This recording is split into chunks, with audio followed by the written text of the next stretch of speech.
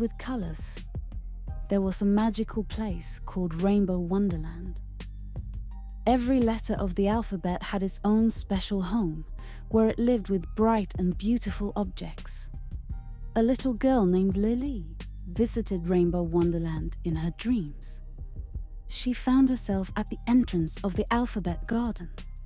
The first thing she saw was a shiny red apple hanging from a tree.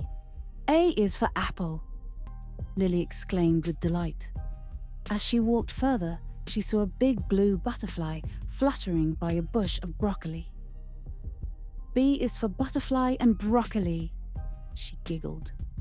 Next, Lily discovered a colorful cake sitting on a table under a candy cane tree. "C is for cake," she said, licking her lips. The adventure continued as she found donuts dangling from branches, eggs resting in a cozy nest, and flowers blooming everywhere. "D is for donut, E is for eggs, and F is for flowers," Lily whispered, amazed by all the wonders around her. As the night went on, Lily visited every letter, from A to Z, a zebra by a zucchini patch.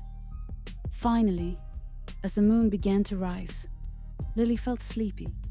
She knew it was time to say goodbye to Rainbow Wonderland. "Good night, magical land," she said with a yawn.